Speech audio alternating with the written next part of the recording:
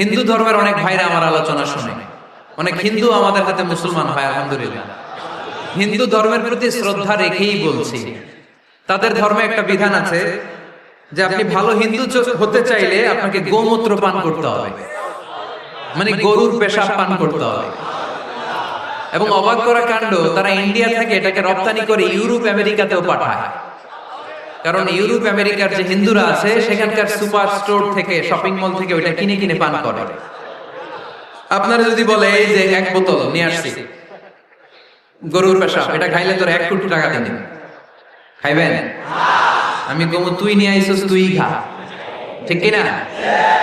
কারণ আমাদের রুচিতে এটা ধরে না, ইসলামটা আমাদেরকে শিখায় নাই। তো ইসলামটা হচ্ছে রুচিসম্মত ধর্ম, স্বভাব সুলভ ধর্ম। তারপর হিন্দু ধর্মে ছোট বাচ্চাদেরকে পবিত্র করতে হলে, মেধাবী করতে চাইলে গোবরের স্তূপ করে ওখানে ফেলে দিতে হয়।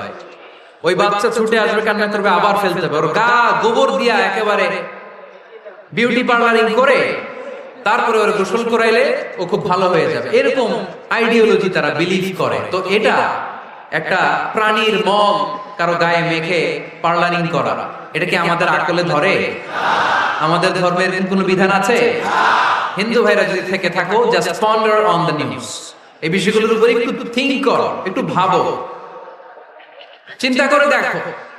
ইসলাম হচ্ছে দ্বীনুল ফিতরা, স্বভাব সুলভ ধর্ম। এইখানে মনে মানে না এরকম কোন বিধান আল্লাহ দেয় না।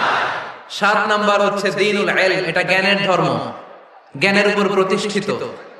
এই ধর্মের প্রথম কথা হচ্ছে পড়ো। প্রথম কথা কি? আরবিতে কি? বিসমি রাব্বিকাল্লাযী, read in the name of your Lord who has created, পড়ো তোমার প্রভুর নামে যিনি তোমায় শিখিয়েছেন। সুবহানাল্লাহ পড়েন।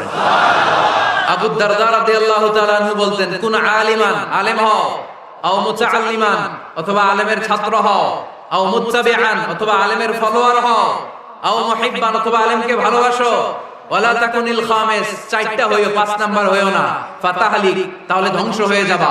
5 নাম্বারটা হচ্ছে আলেম বিদ্বেষী, খবরদার আলেমদের পিছনে লেগো না,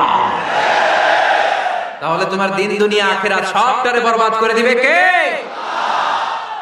এটা নলেজের উপর বেস করে ধর্ম, এখানে উল্টাপাল্টা কথা বলার সুযোগ নাই।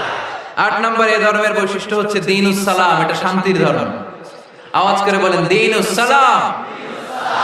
কিসের ধর্ম? বিশ্বনবী যখন রাজা বাদশাদের কাছে চিঠি লিখতে পাঠাতেন, ওনার কুত্তাব ছিল, মানে ওহী লেখক এবং চিঠি লেখক সাহাবী। বিশ্বনবী বলতেন, লেখো আসলিম তাসলাম, ওই দেশের প্রধানমন্ত্রীর কাছে পাঠাও। চিঠির শুরুতে থাকতো সালাম, কি থাকতো? শান্তি। সালামুন আলা মান ইত্তাবা আল হুদা, শান্তি তার জন্য যে হেদায়েতকে গ্রহণ করেছে। আসলিম তাসলাম, ইসলাম মানো, দুনিয়াতেও শান্তি, আখিরাতেও তোমার শান্তিতে রাখবে কে? আল্লাহ।